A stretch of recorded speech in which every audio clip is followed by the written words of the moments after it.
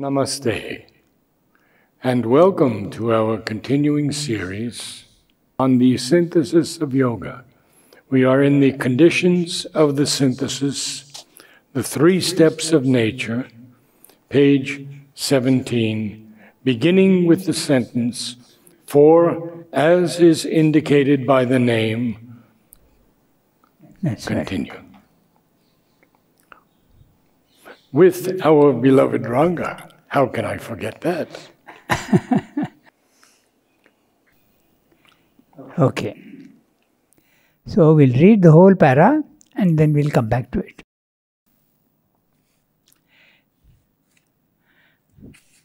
The 3 steps of nature are matter, and then from matter emerges life after a huge long time, and then after that the mind is born. This is the 3 steps of nature: matter, life and mind. So that he is discussing.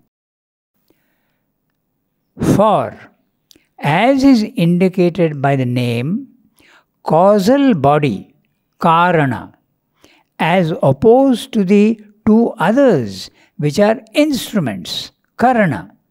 This crowning manifestation is also the source and effective power of all that in the actual evolution has preceded it. Our mental activities are indeed a derivation, selection, and so long as they are divided from the truth that is secretly their source, a deformation of the divine knowledge. Our sensations and emotions have the same relation to the bliss, our nervous forces and actions to the aspect of will or force assumed by the divine consciousness, our physical being to the pure essence of that bliss and consciousness. The evolution which we observe and of which we are the terrestrial summit may be considered in a sense as an inverse manifestation, by which these supreme powers are in their unity and their diversity use, develop and perfect the imperfect substance and activities of matter, of life and of mind, so that they may the inferior modes, they may they may express, in mutable relativity.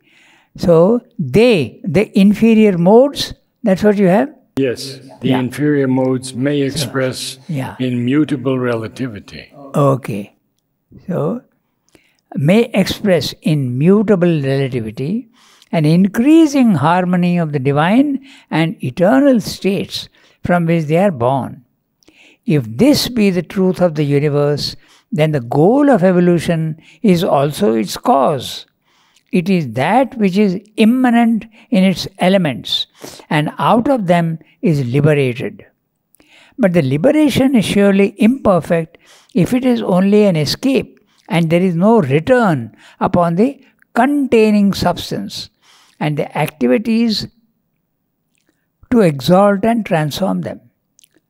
Containing substance and activities to exalt and transform them. The immanence itself would have no credible reason for being if it did not end in such a transfiguration.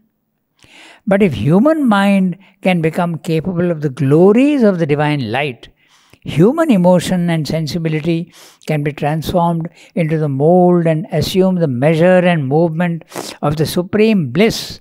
Human action not only represent but feel itself to be the motion of a divine and non-egoistic force, and the physical substance of our being sufficiently partake of the purity of the supernal essence, sufficiently unify plasticity and durable constancy to support and prolong these highest experiences and agencies, then all the long labor of nature will end in a crowning justification, and our evolutions reveal their profound significance.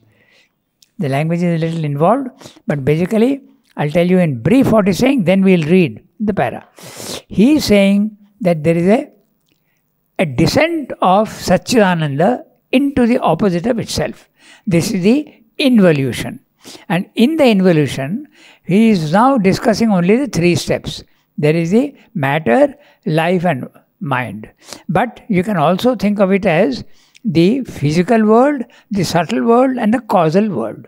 That's why he is using the word karana. Okay, so karana in our Indian language means the cause, the reason for something. Okay, so that the causal world is causing the universe, but the matter and life are only instruments as opposed to the cause. There is the origin and there are the effects. That's what he's saying. And he's saying that this involution comes down into matter and then there is an evolution upwards. But in the evolution, you have to go back to the source from where you came.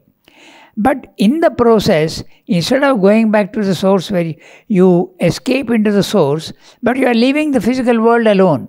So he says that the immanence of the divine here, coming down into this place, would have no meaning if you leave it and leave it as it is.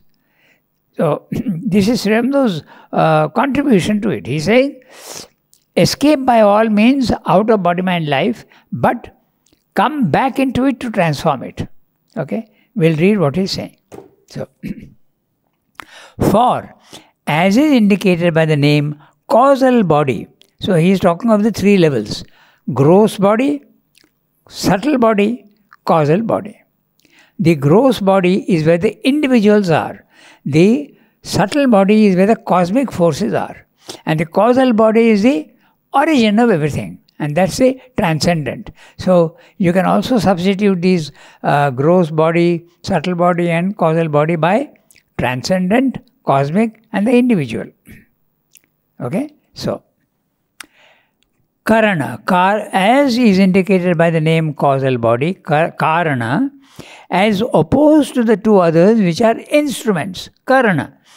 Karana is the originator and that which is originated are the instruments, matter and life.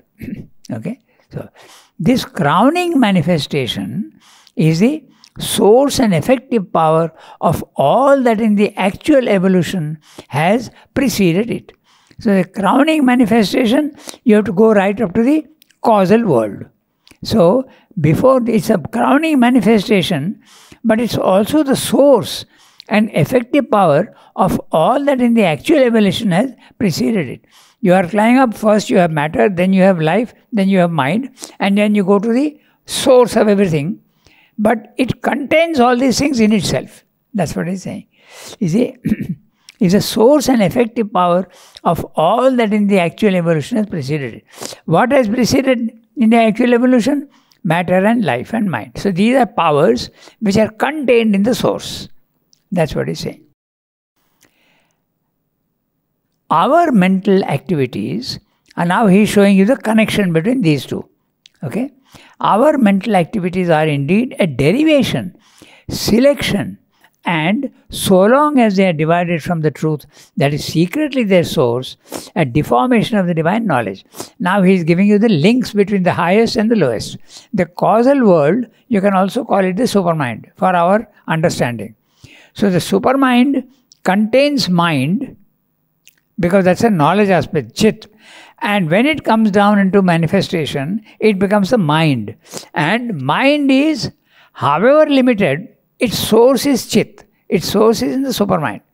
But when it comes down, it has entered into a darkness and it has diminished itself and reduced itself. So it has distorted itself and it's not the actual knowledge, but it's a shadow of the supermental knowledge.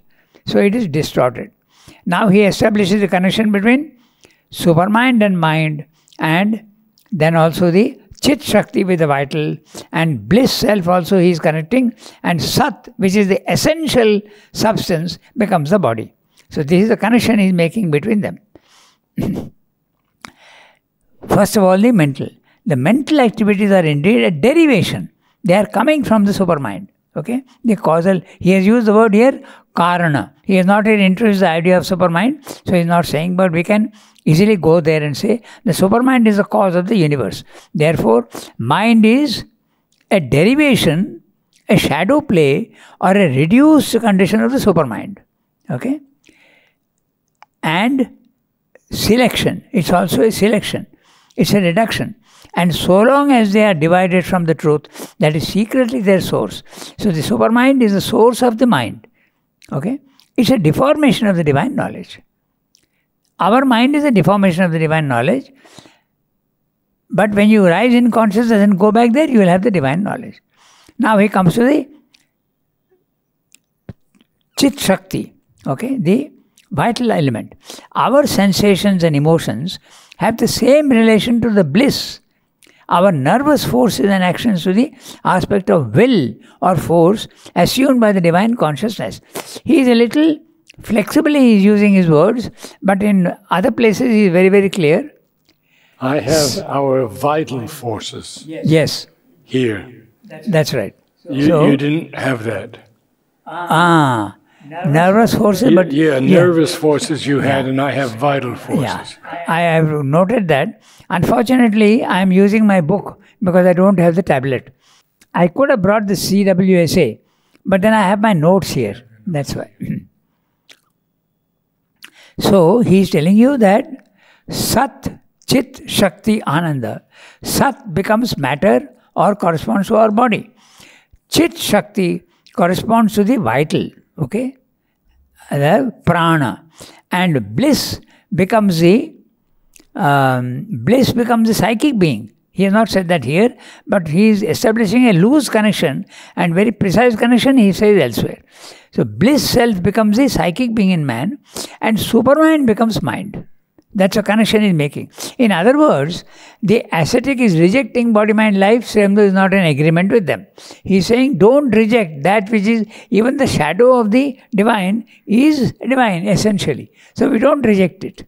We purify it. That's what he is saying. Now, our sensations and emotions, obviously that is the vital, have the same relation to the bliss, because sensations and vitals and emotions are... they can give you pleasure, but they can also give you a little pain because they are distorted. But that which gives you pleasure is related to the Ananda. So that's why he's saying this, okay? Then, bliss, pure, and by the divine consciousness. Will, now he's saying will. Our will or force is assumed by the divine consciousness. He's using very loose terms here because just the beginning of the beginning of the book. So later on, as I told you, he makes a clear connection between all. Sat becomes matter, Chit Shakti becomes the vital, Ananda becomes the psychic being, and supermind becomes mind. Even supermind is he calls it the divine quaternary. Okay, so supermind becomes the mind. He is establishing a connection. Others are not establishing a connection. They say that this body-mind life is absolutely imperfect. We have nothing to do with it. We go away. Okay, that he will come to the end of towards the mid end of the para. He will discuss that. So he says that the evolution which we observe and of which we are the terrestrial summit. So the evolution goes from matter to life to mind and into the spiritual planes of consciousness. And it can go right up to the top. And that is we are the terrestrial summit. We are not the spiritual summit. We are the terrestrial summit. We are still in the physical world. May be considered in a sense as an inverse manifestation. So, there is an involution in which the divine is plunging himself into the opposite of himself, and now from matter, which contains everything in essence, slowly all these things are coming out. So they are inverse. Involution and evolution are inverse manifestation. Right? May be considered the inverse manifestation, by which these supreme powers, in their unity and their diversity, use, develop and perfect the imperfect substance and activities of matter, life and mind, so that they may the inferior modes may express in mutable relativity an increasing harmony of the divine and eternal states from which they were born. So he is telling you that the purpose of evolution is to reveal the divine here itself in slow steps. That's basically what he's saying. Okay? How do you see it today? Pardon? How do you see these steps today?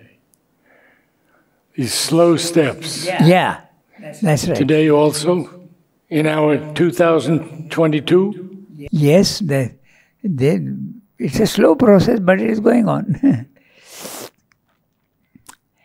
And the unity, and they use, develop and perfect the imperfect substance and activities of matter, life and mind, so that they may express in mutable relativity in the physical world, an increasing harmony of the divine and eternal states from which they are born.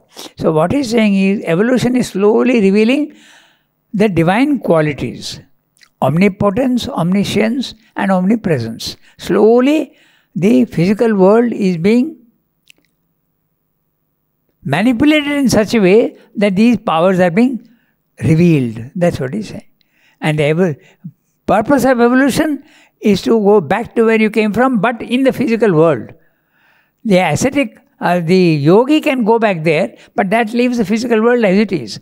But he has to do work in such a way that the world itself will reveal the divine more and more in slow steps.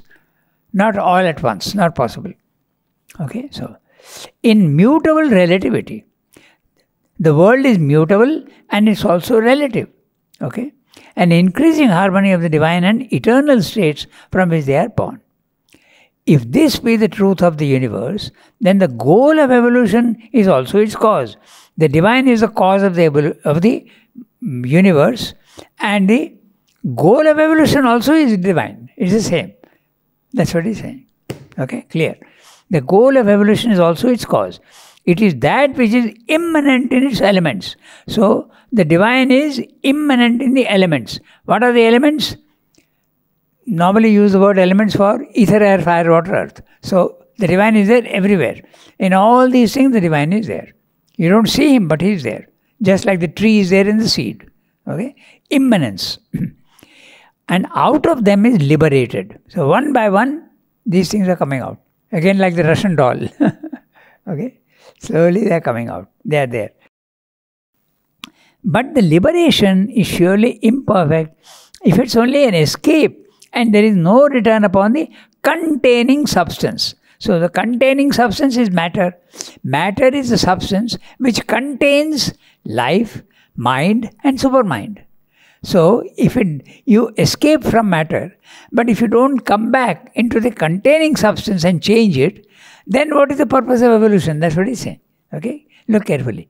He's saying, but the liberation of the soul from the prison house of body, mind, life is surely imperfect if it is only an escape and there is no return upon the containing substance and activities to exalt and transform them.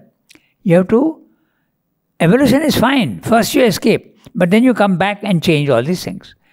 The immanence itself would have no credible reason for being if it did not end in such a transfiguration. Okay? So, there is an interesting sentence. The immanence. Why has the divine come down here if he is only for escaping? Surely there is a purpose. He has come down here and he is only escaping. Surely there is another purpose. The purpose is the transformation of the physical world itself. The immanence itself would have no credible reason for being if it did not end in such a transfiguration.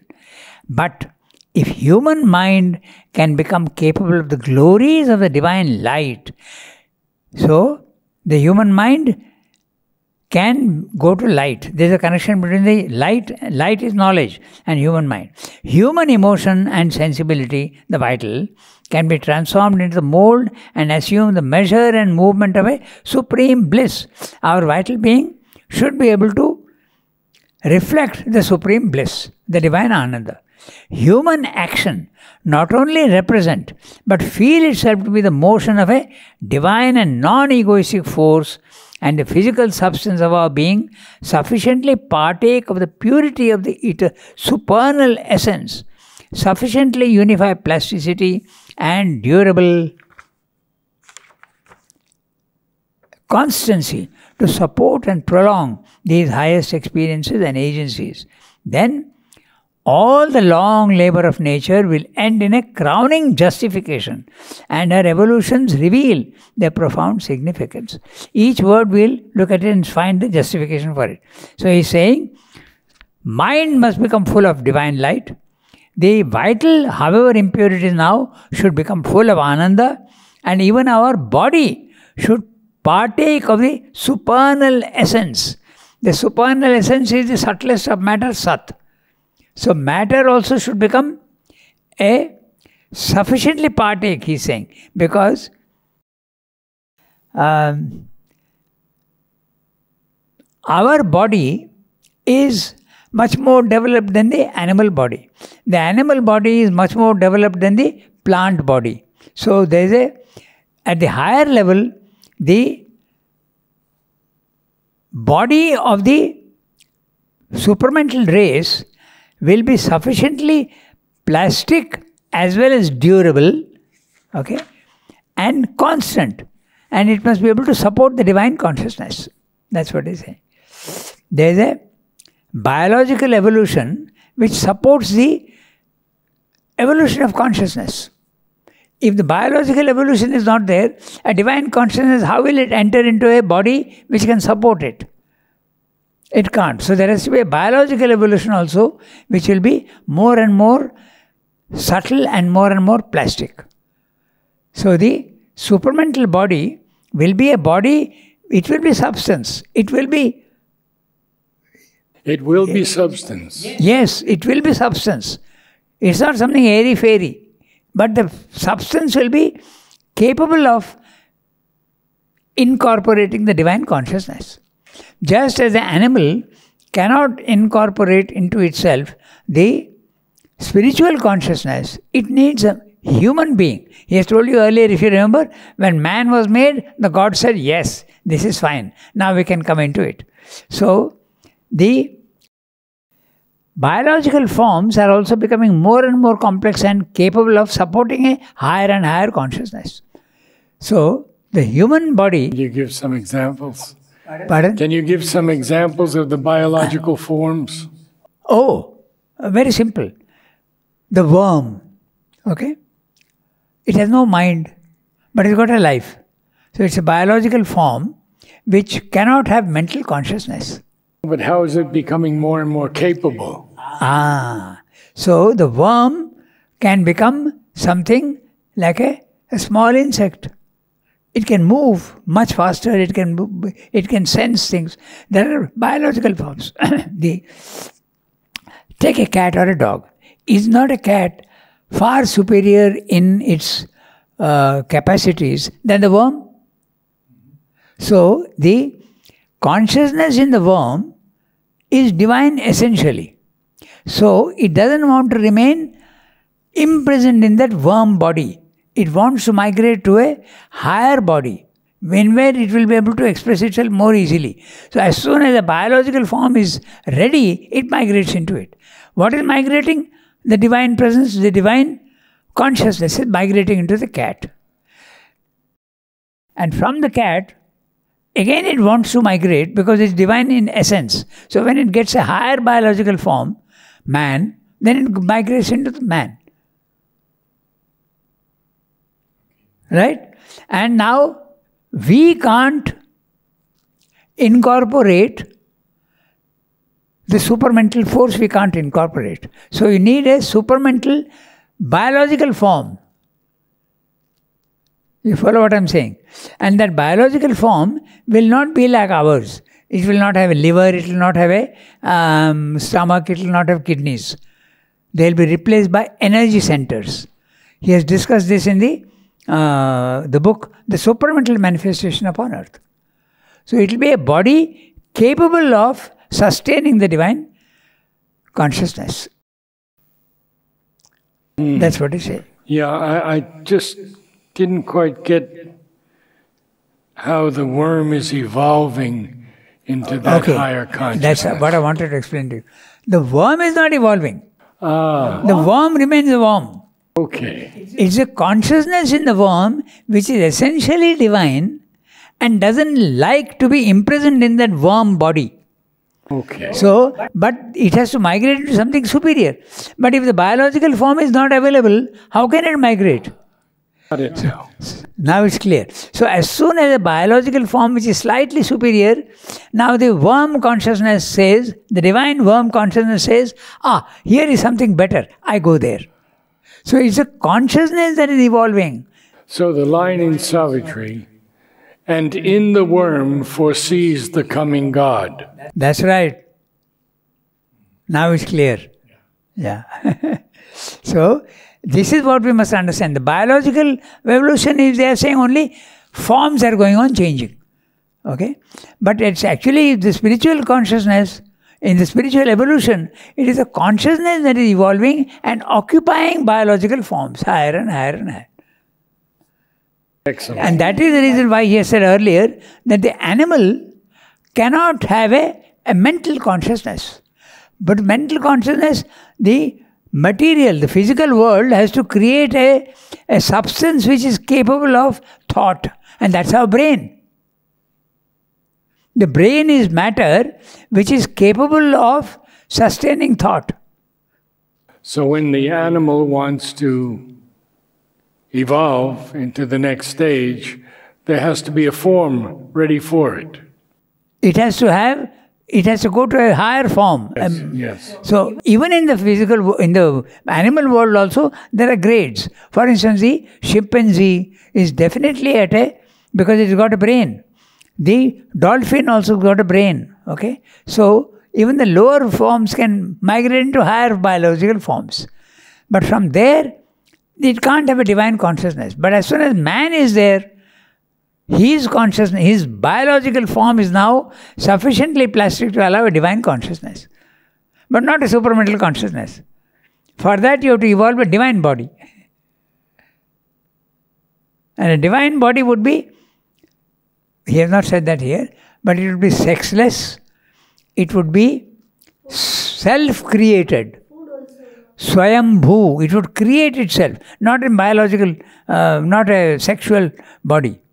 It would be a body which the divine is just as the divine is manifesting the world, the supramental man would be able to manifest himself in matter and dissolve himself also if he wants. So when we read in Savitri that she is a self-born force. What was the exact line? No. A self-born force was here. Self-born, that's it. Self-born, yes. That's what I'm saying. Got it. Mm-hmm. Self-born. Our body is not self-born. It is matter which is creating the body. But there she is creating her own body. Sharita was told, no, first supramental body I will come. Yeah, he said that, yeah. When mother asked him, he said, I will manifest in the first supramental body. Built in the supramental way. Yeah, that's right. So, and activity is exon. The immanence itself would have no credible reason for being if it did not end in such a transfiguration. And the transfiguration is the divinization of the human body. But if human mind can become capable of the glories of the divine light, human emotion and sensibility can be transformed into the mold and assume the measure and movement of a supreme bliss. He is using very complicated words, but to make it simple, the human mind must be capable of incorporating the divine knowledge and the light. Our vital must become sufficiently pure so that it can experience a permanent ananda, supreme bliss. Human action not only represent but feel itself to be the motion of a divine and non-egoistic force, non-egoistic cosmic force. And the physical substance of our being, the body of our being, sufficiently partake of the purity of the supernal essence. The supernal essence is the Sat, the subtlest of substance. Okay? Sufficiently unify plasticity and durable constancy. It should be sufficiently plastic, but it should also be durable. Our body is durable, but not very plastic. But it's much more plastic than the other. So this plasticity and durability must both be there in the physical, in the supramental body. And prolong these highest experiences and agencies. It must be able to support these highest experiences and agencies. Then all the long labor of nature will end in a crowning justification. This is saying, because many say, oh my God, to go to the divine consciousness, so much of difficulty, there is so much of pain and suffering and all that. So, what is this? I want to only escape. I don't want this pain and pleasure. But Srimad is saying, you will find the justification for the pain and the suffering. He is saying it will be justified. You will say, oh, all these things were there because they had a role to play, and now I can see the justification for the suffering. And what is that justification? It is that which goads you to the next level. If there is no suffering, you would be static. You would be very, very comfortable in your comfort zone. There would be no progress. But something is goading you. Yeah, but then there's the saying that the divine leads, but he does not goad. Well, we are in the realm of words. Okay. So that's a problem. Okay. So, and you will see that nature's long evolution, long labor is justified because there is a reason for everything in the physical world. Okay. Now, so dazzling is even a glimpse of the supreme existence and so absorbing its attraction that once seen, we feel readily justified in neglecting all else for its pursuit, even by an opposite exaggeration to that which sees all things in mind and the mental life as an exclusive ideal. Mind comes to be regarded as an unworthy deformation and a supreme obstacle, the source of an illusory universe, a negation of the truth, and itself to be denied, and all its works and results annulled if we desire the final liberation. But this is a half-truth which errs by regarding only the actual limitations of mind and ignores its divine intention. The ultimate knowledge is that which perceives and accepts God in the universe as well as beyond the universe, and the integral yoga is that which, having found the transcendence, can return upon the universe and possess it, retaining the power freely to descend as well as ascend the great stair of existence. For if the eternal wisdom exists at all, the faculty of mind also must have some high use and destiny. That use must depend on its place in the ascent and in the return, and that destiny must be a fulfillment and transfiguration, not a rooting out or an annulling. So, words are complicated, but what he's saying is that normally when we are in our normal consciousness, we have no idea what the divine consciousness is. But even if you have a small glimpse of it, he says it is so fantastic that you want nothing else. So, in fact, you want nothing else means you are willing to give up even body, mind, life and all. So that's a justification for that. Now, we'll read each sentence and see. So dazzling is even a glimpse of the supreme existence. The supreme existence, the divine consciousness. Okay? You can have glimpses of it in the beginning, but even that glimpse is enough. I told you once, there was a boy who came and he told me that for a few seconds he had gone out of his body. But when you go out of your body, your consciousness is not in the prison house. So you get the meaning of existence, you understand. And then you come back into your body, but now that becomes the purpose of your life. You know. So that's what he told me. He said that only for a few seconds. So Srimad is talking of a glimpse. So even if you have a glimpse of that, nothing else is worth it and you want only that. Okay, so. And so absorbing its attraction that once seen, we feel readily justified in neglecting all else for its pursuit. I want only the divine consciousness. I don't care for my body, my life and my mind. Okay, so that's what he's saying.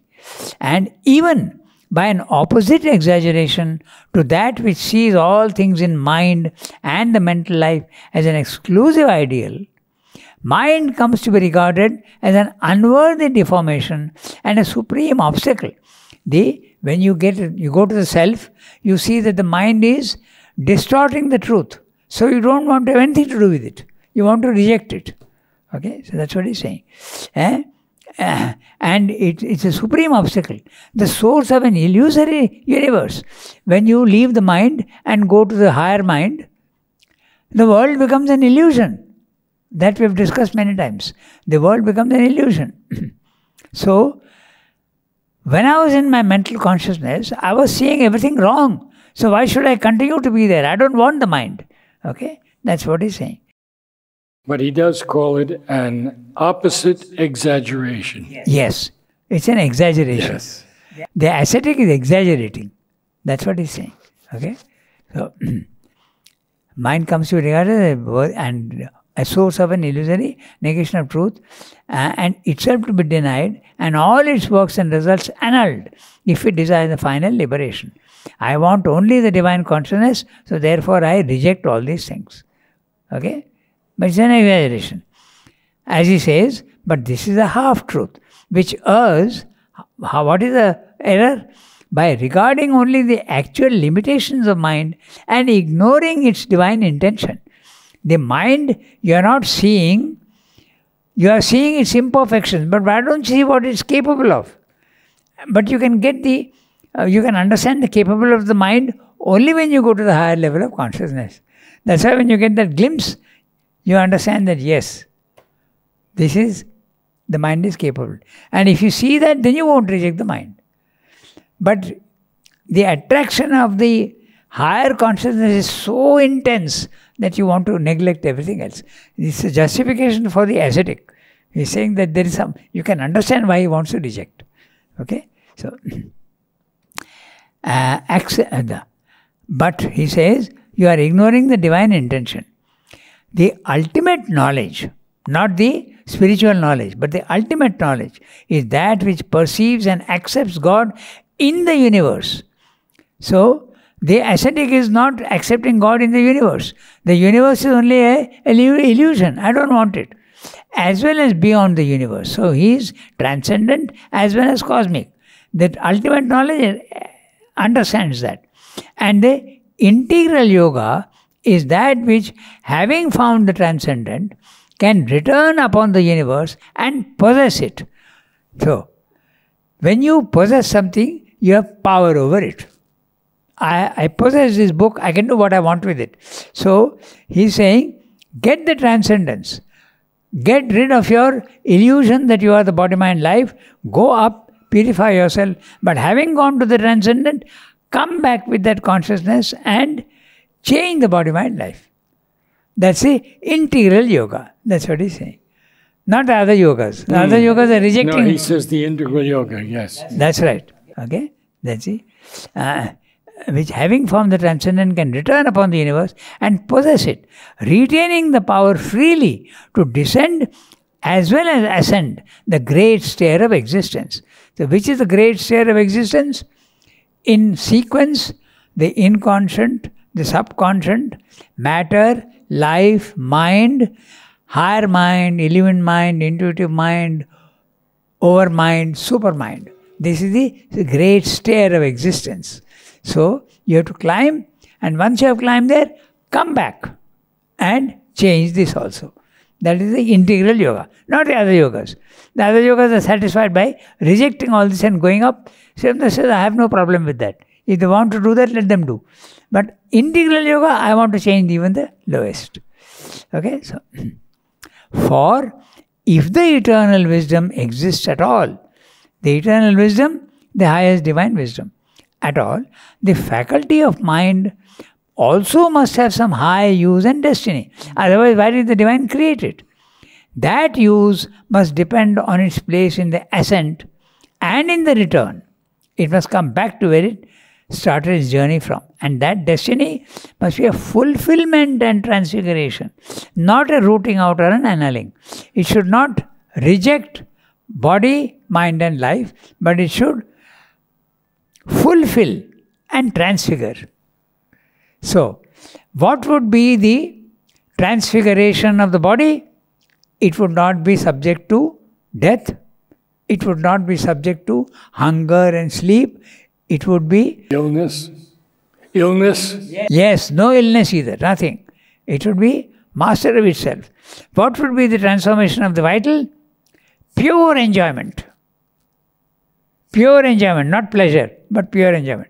What would be the transfiguration and fulfillment of mind? A divine knowledge, without error. That's what Srivamda wants. Not a rooting out or an annulling. Not a rejection of body-mind life, but a transfiguration of body-mind life. Now we come to the last para, which we can read. Okay? We perceive then these three steps of nature. A bodily life, which is the basis of our existence here in the material world. A mental life into which we emerge and by which we raise the bodily to higher uses and enlarge it into the greater completeness, and a divine existence which is at once the goal of the other two and returns upon them to liberate them into their highest possibilities, regarding none of them as either beyond our reach or below our nature, and the destruction of none of them as essential to the ultimate attainment. We accept this liberation and fulfillment as part at least and a large and important part of the aim of yoga. So, we have to get to the divine consciousness, come back here without rejecting it and transform it. That is the integral yoga. That's what he says. So, you have three levels. You have a physical, bodily life. Bodily life. You have a mental life. Those who are philosophers, thinkers, researchers, scientists, these are living more in the mind than in the body and life. Then you have the divine life. The three stages. That's the next chapter. The threefold life. So the vital life is considered as the bodily life. Yes. Ordinary life. Bodily life. With body, more concerned with body and vital. Because everybody is not, he has told you earlier, if you remember, that mind is still not yet developed. It is still in evolution. So that completes. The next time we go to the threefold life. The bodily life, the mental life, and the spiritual life. Man has a choice of any of these. Thank you, Ranga. Namaste all.